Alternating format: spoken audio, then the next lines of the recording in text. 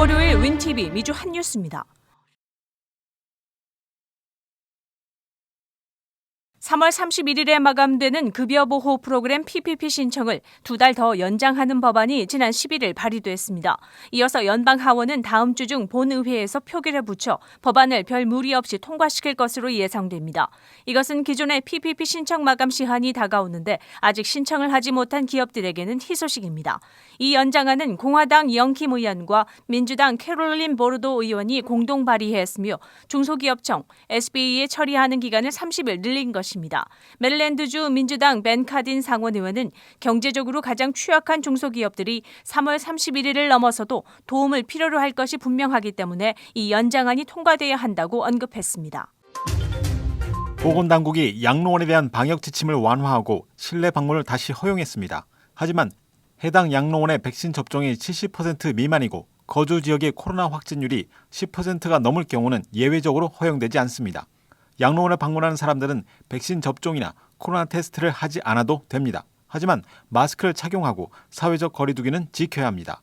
그동안 양로원 거주자들은 가족이나 친지들이 방문하지 못해 정서적으로 고립되어 고통받는 삶을 살아왔습니다.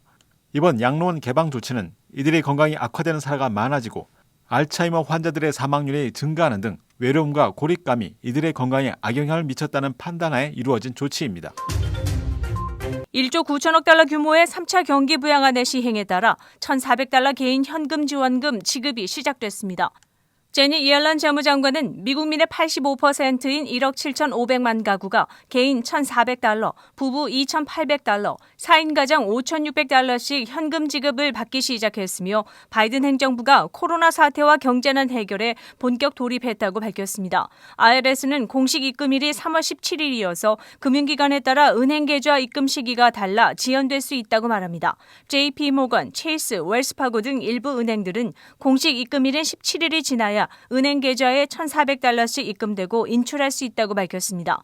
개인별 현금 지급 상황을 확인하려면 웹사이트 irs.gov에 들어가 Get My Payment를 통해 알 수 있습니다. 소셜 정보와 생년월일, 주소와 집 코드 등 기본 정보를 넣어보면 수혜 자격이 되는지 또 언제 어느 계좌로 입금되는지 확인할 수 있습니다. 한편 이미 현금 지급을 받은 사람들이 소셜미디어에 인증샷을 올리기도 했습니다. 2020년 실업수당 소득 첫 1,200달러에 대해서 비과세 처리가 되면서 세금 보고가 한창 진행 중인 상황에서 납세자들이 혼란에 빠졌습니다. 이미 상당수의 납세자가 세금 보고를 마쳤고 12개 주 정부는 별도의 주세를 부과하기 때문에 계산이 쉽지 않은 것으로 알려졌습니다. 비과세 대상은 연소득 15만 달러 미만의 가정으로 실업수당 소득의 첫 1,200달러에 대해서 면제해 줍니다. 재무부와 IRS는 3차 경기 부양안에 포함된 실업수당 면제 조항을 적용할 수 있도록 검토하고 있으며 가능한 빨리 가이드라인을 제시하겠다고 밝혔습니다. 이미 세금 보고를 한 사람은 1040-X 폼을 수정해서 보고할 수 있으므로 IRS가 해당 규정에 대한 공지사항을 곧 발표할 것으로 보입니다. 구글이 추적 기능을 이용해 사용자의 정보를 무단으로 수집해 집단 소송을 당했습니다. 소송의 주요 참여자들은 구글의 인코그니토 모드가 활성화돼 사용자도 모르게 구글은 데이터를 수집했다고 주장했습니다. 구글 가입 시 정보가 비공개라 해서 이용자들을 오해하게 만들었다고 밝혔습니다. 하지만 구글 측은 사용자들이 자사의 개인정보 보호 정책에 동의했고 구글이 데이터를 수집하고 있다는 것을 이용자들이 알고 있다고 주장했습니다. 이번 사건을 맡은 루시 고 판사는 구글은 사용자들에게 추적 기능 모드에 대해 충분히 설명하지 못했다면서 집단 소송을 기각해달라는 구글의 요청을 거부했습니다.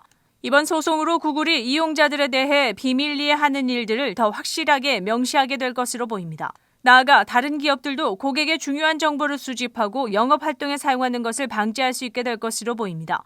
한편 지난 3일 구글은 개인정보 침해에 대한 우려로 이용자의 웹사이트 방문 기록을 이용한 광고 판매를 중단한다고 발표했습니다. 가장 많이 사용되는 추적 기술인 쿠키도 내년에는 구글 웹브라우저 크롬에서 없앱니다. 쿠키를 활용하면 웹사이트 방문 내용을 알 수 있어 이용자의 관심사를 알아내 맞춤형 광고를 할 수 있었습니다. 대신 구글은 개인정보 수집 없이도 이용자 정보를 알 수 있는 프라이버시 샌드박스를 도입하겠다고 발표한 상태입니다.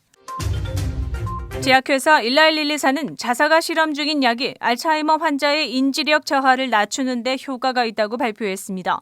뉴잉글랜드 의학저널은 일날 124의 정맥 주사약 도나네맵이 알츠하이머병 환자의 인지 능력 저하를 늦춘다는 연구 결과를 발표했습니다. 이번 연구에는 알츠하이머 초기 증상의 환자 257명이 포함됐고 131명은 도나네맵을 받았고 126명은 알츠하이머에 사용되는 위약을 받았습니다. 18개월 후에 도나네맵이 위약을 받은 환자에 비해 알츠하이머 환자의 인지 능력 저하를 32% 늦춘다는 사실을 발견했습니다. 도나네맵 약을 복용한 사람들은 약을 받지 못한 사람들과 비교했을 때 6개월 더 느리게 인지 능력이 감소한 것으로 나타났습니다.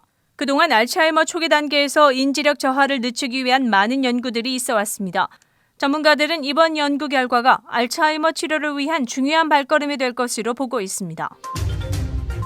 미 전역의 항공 여행은 빠르게 증가하고 있어 CDC가 경고하고 나섰습니다. 지난 12일 미 전역에서 공항을 통과한 사람은 135만 명 이상을 기록해 2020년 3월 이후 하루 이용객 중 가장 높은 수치를 기록했습니다. 이는 최근 각 주들의 백신 접종 속도가 빨라지고 봄방학 성수기에 접어들면서 항공기를 이용하는 여행객이 늘어난 것으로 보입니다. 질병통제및예방센터 CDC의 책임자인 로시엘 왈란스키 박사는 현재 우리는 10%의 사람들만 예방접종을 했으며 사망률은 여전히 높은 수준을 유지하고 있다고 밝히며 백신을 접종한 사람들도 필요 없는 한 여행을 피해야 한다고 당부했습니다.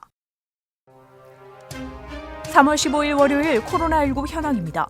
미 전 지역 누적 확진 3,011만 3,022명, 신규 확진 2만 7,285명, 누적 사망 54만 7,635명, 신규 사망자 수는 401명이며 지금까지 완치된 사람은 2,225만 5,596명입니다. 일리노이주 누적 확진 121만 113명, 신규 확진 782명, 누적 사망 2만 955명, 하루 새 신규 사망자 수는 12명을 가리켰습니다. 다음은 어제 기준 각 주의 신규 확진자와 신규 사망자 수입니다.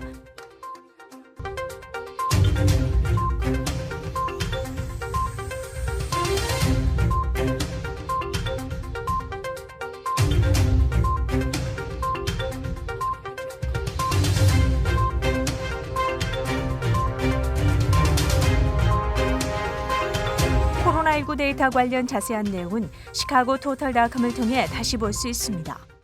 윈TV 24.5와 MCTV 24.6 방송은 공중파 채널을 통해 시청하실 수 있습니다. 코로나19 비상시국 뉴스24에서는 여러분의 제보를 기다립니다. 제보 전화는 224-283-8200번입니다.